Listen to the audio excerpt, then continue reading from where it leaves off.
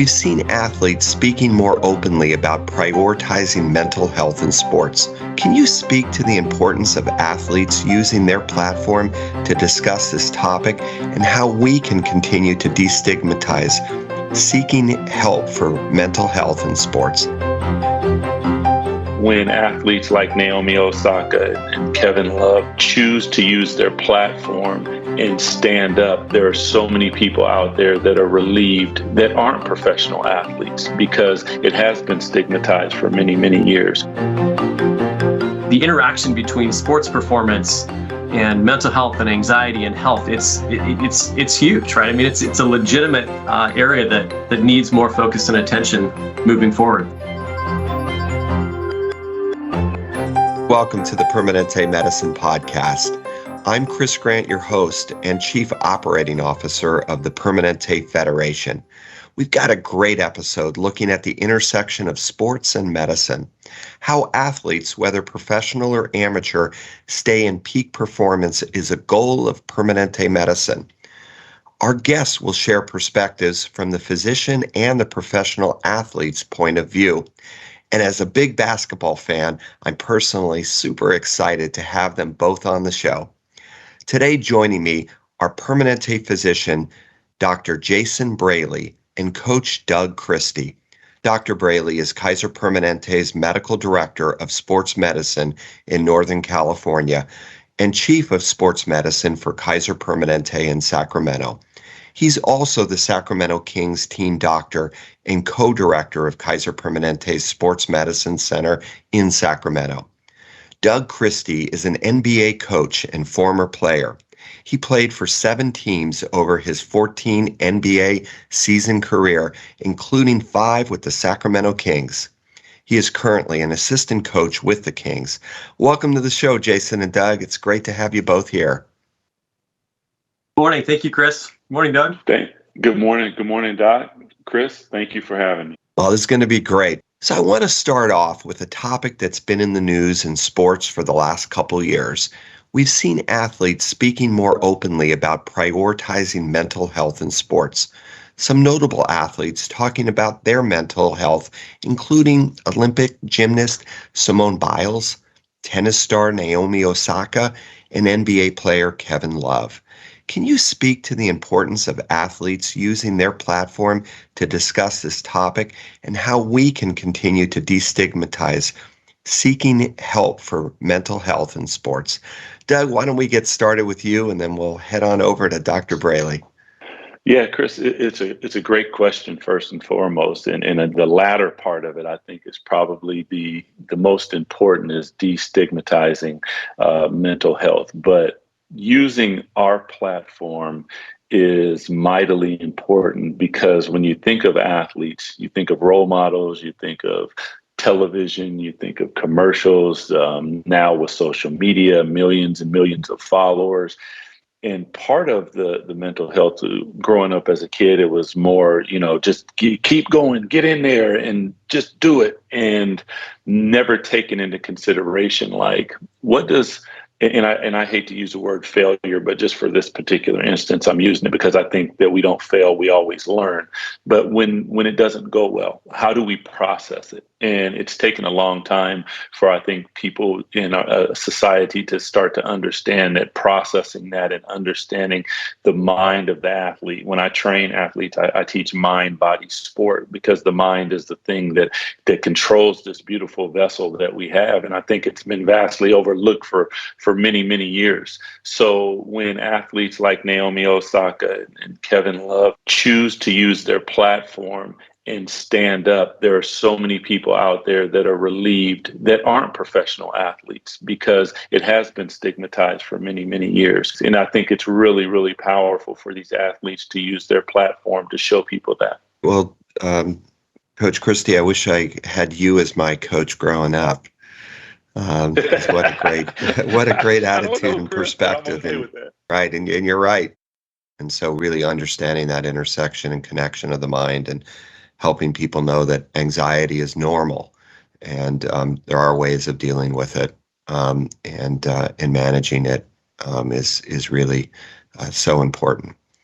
Jason, why don't we get your thoughts and guidance here? I think it's just an incredibly interesting time in this realm. We have this pandemic, which came with its own stressors. And I feel like in a way, obviously in professional sports, there was a lot that was derailed. Much of this was getting attention before that. And now we're seeing even more attention to why these daily stressors add up and into the professional space. Like Coach Christie said, when these athletes have a platform, it's great when it's used for that. And I actually been thinking a lot about this as it relates to my training as a physician. I think to Coach Christie's point, I think, in that high pressure environment, you're sort of taught to suppress it, right? Like, you think everything always goes well, but how do you deal with those adverse circumstances where there's something to learn, but were you taught the tools to deal with that, right? So I think it's really great that we're having these conversations, because I think we're learning in medicine itself the importance of how the function of your mind and your thought processes and your mindsets, how that affects outcomes just from a health perspective. So the interaction between sports performance and mental health and anxiety and health, it's huge, right? I mean, it's a legitimate area that needs more focus and attention moving forward. Boy, that is so true. And it's nice to see that from a societal standpoint, so many courageous athletes and not just athletes, actors and professionals of every discipline are kind of stepping forward and saying, I need help, or I've dealt with this in my life. And it's okay to say that stress and anxiety and pressure and mental health challenges are normal. And we need to seek support, which really is a great segue to this next question. And Dr. Brayley, you touched upon it. In the last 2 years, like all parts of society, the COVID-19 pandemic disrupted the way we carry on in life, and that includes organized sports. How do you have to adjust in your world, and do you think about any of the safety protocols and how they've changed sports for the future? So why don't we get started with you, Dr. Brayley?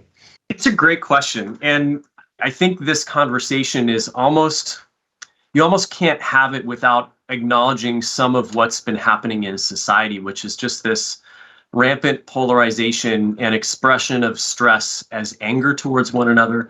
And I think it's trying to figure out what's the right thing to do, right? And I think that's the challenge. And I think I can remember from the very, very first night when the NBA shut down. I think that's where it's been fascinating to see how that's evolved. On the early side, it was a matter of like, well, how can we keep our players safe? How can we keep our staff safe? Do we have access to testing? How does that integrate with our local needs in the community, right? All those factors were real and very tough to manage. And then I think it was like, well, let's see if we can open up the arena. Can we do partial attendance, and can we make sure everybody's masked, and can we check their vaccination status, right? So those were little levers we could pull to get back towards some formation of normalcy. I think the challenge now, even getting toward the end of this last season for us, there's definitely people are more relaxed about it. And I think that's okay.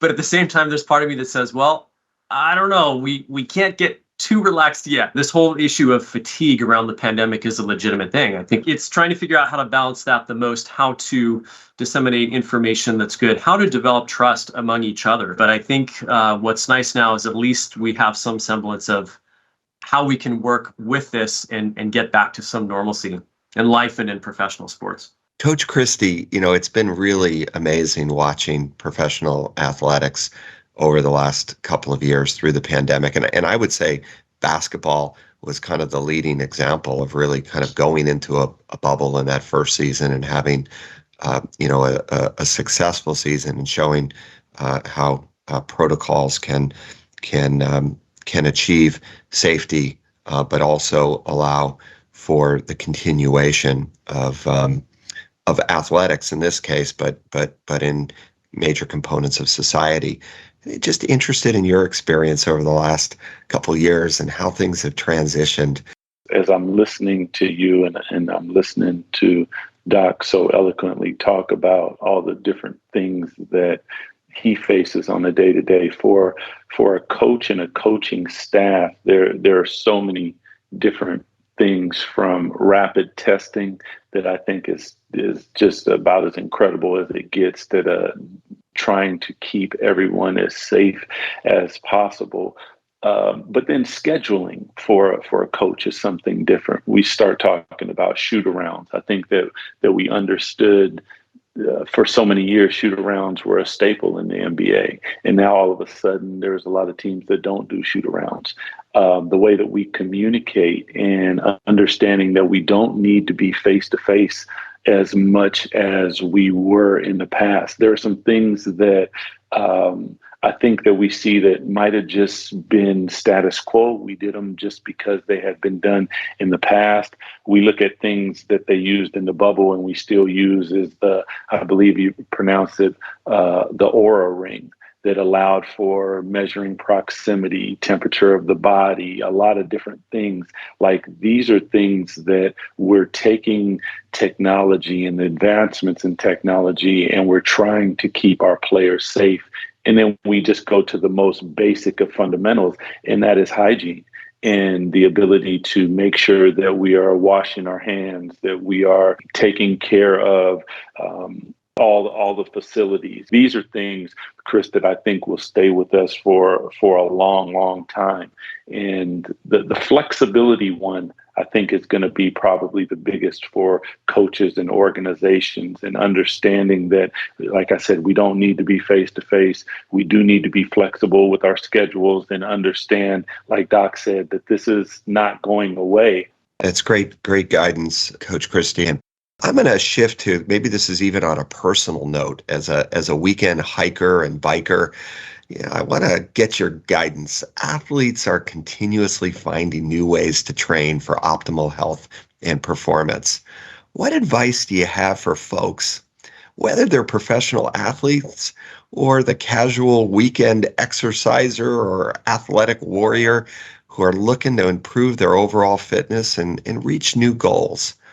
Why don't we go back to you, Dr. Brayley, and then we'll get Coach Christie's good thoughts. No, it's a great question. And I think I'll preface my comments by saying you'll probably figure out that my answers are based on my own current biases a little bit. And I think this is where, again, I think one of the things that the pandemic taught us is that, obviously we need cutting edge science, but at the same time, we also need to focus on the basics, and I really liked what Coach Christie said about hygiene and simple things like that, because I think in many ways, we sort of take those things for granted. So, I think one of the avenues that I've been exploring a little bit more is the importance of sleep. I think that's huge. And, I think it was getting attention in professional sports just with the crazy travel that's being done. But I think even for the standard person in the community, how much do we let life get in the way of sleep? Are we staying up late on our computers? Are we on our phones?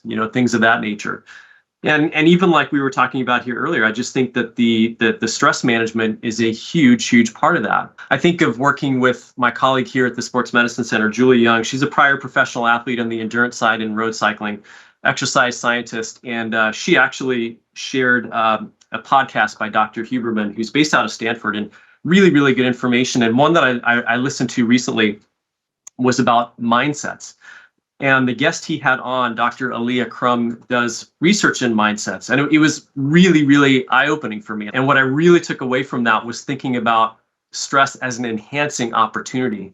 So first of all, just recognizing that I have this stress. I'm going to accept it. I'm going to be mindful of it. And then the second part was to say, I'm going to welcome this because I recognize it's now something I care about, right? So whether it's trying to get your high blood pressure under control, maybe you're stressed about that. Well, acknowledge it, recognize that it's important to you. And then what are you going to do? You're going to act on it, right? That's where you're actually going to utilize that stress response to act on something that you care about.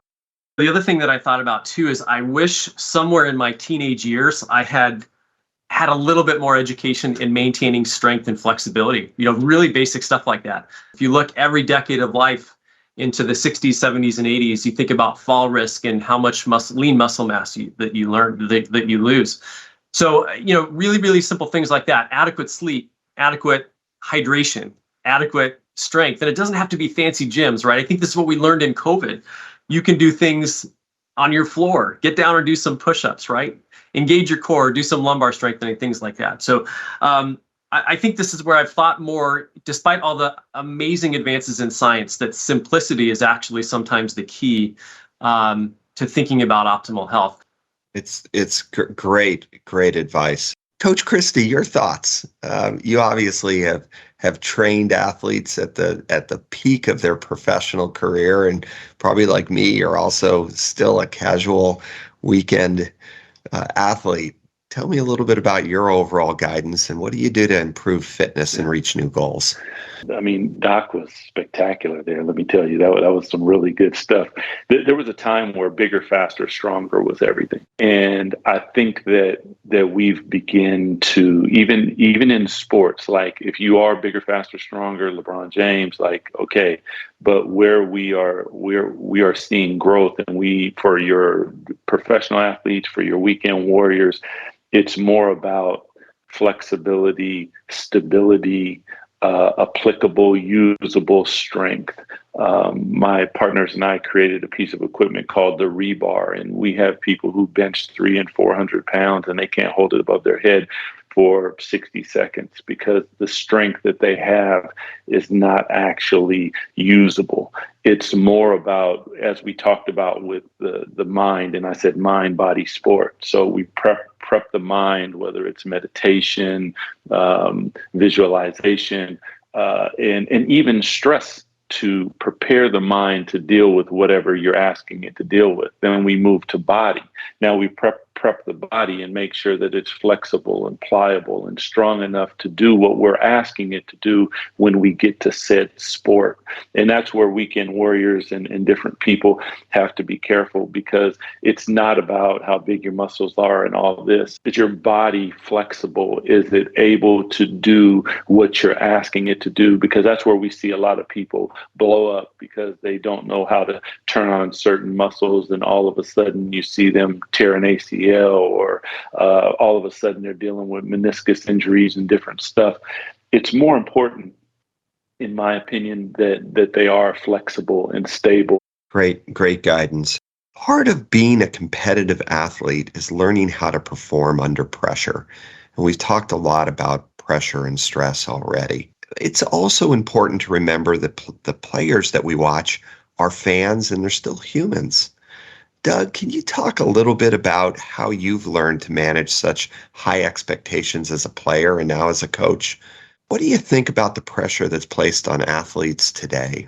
Maybe how is that different than kind of when you were growing up? It's a great question, Chris, because when I played, we didn't have social media. There wasn't a voice for every single person. You would think, what are people thinking? And maybe you read the newspaper or you sit down and you watch something. But the pressure that is put on athletes now, it's more really, to be honest, is how do the athletes perceive it as opposed to pressure? Because it's only pressure if you perceive it in a way that it begins to build on you. Because ultimately what you want to do is you want to master your said craft to a level that you go out and you perform it at the highest level. If you allow all of these things that go on the outside to come in, that's when the thing that we call pressure begins to irritate and get involved. So that means if you're going into the locker room at halftime and you're picking up your phone and you're looking at Twitter and you're looking at Instagram and you're seeing instant feedback about what just happened on the floor, well, guess what? On any given night, you might not have a good game. So it's how do you deal with it? How do you go about it? And that's where the mental health aspect comes into play, because there are ways that you deal with stuff. There are ways where we talked about meditation, different things. And that's where psychologists and different things that can really help athletes by talking, and the ability to walk them through processes that they can decompress. And then there's the ability to be on a team, Chris, and your brothers and your sisters, they help you through times like this. There are a lot of different things that go on during a season, and those stressors, from dealing with family issues to kids being sick, there are a lot of different things, not just the game itself. These things compound. and you got bills, and you got contracts, and you got agents, and you got all these different things that the athletes are dealing with. But there are a lot of people here that can support them and help them and talk them through it for sure. Can I jump in on this? I think it's just such an important topic. Like Coach Christie said, there's so many people out there that just these constant barbs and little microaggressions, right?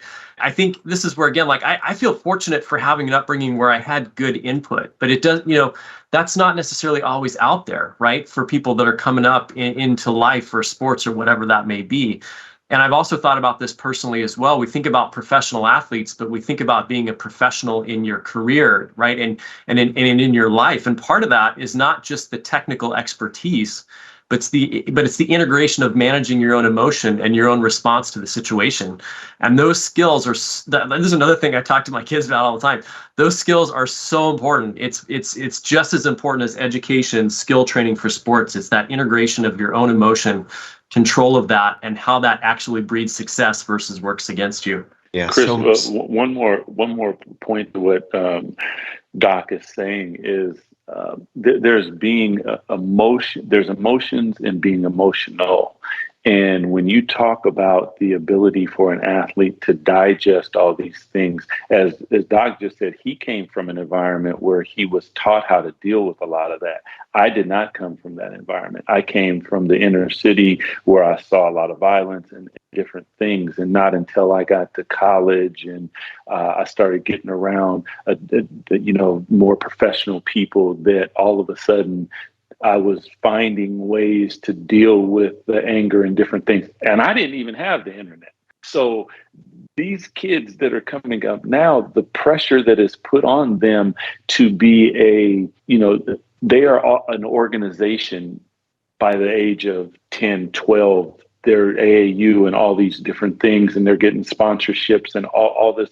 It is a lot that is on them. So when this stuff comes to them, if they do not have the proper way to deal with it, it can get bad, and it can get bad fast. Yeah, it's so true, and just such great overall practical advice that I do think is appropriate for the highest level of athletics and matters to all of us in how we cope and navigate within our own professions or within our own lives. So I wish that we could go on, because it's such a fascinating conversation, and I literally could talk for hours with both of you because you have such extraordinary wisdom. I have a final question. What are some of the things that each of you do to maintain your own physical and mental health? So we're getting a bit personal here.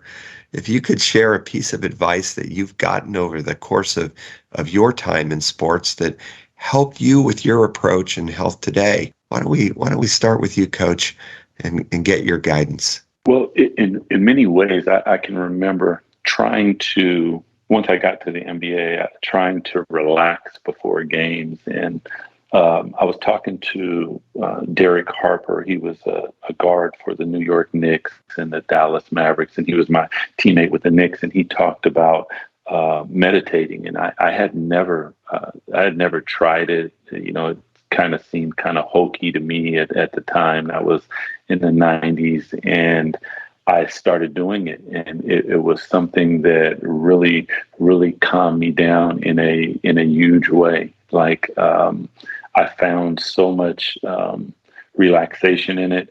And I thought that it always prepped my mind and emptied my mind to be able to fill my mind with the things that I was going to ask it to do. It was super huge. As far as getting my body together, functional strength is something that is big for me. So body weight stuff like lunges and different things like that are things that I do a lot of to stay able to move and groove. As you said earlier, Chris, yes, I still get out there from time to time and play with my kids. So it's something that is big.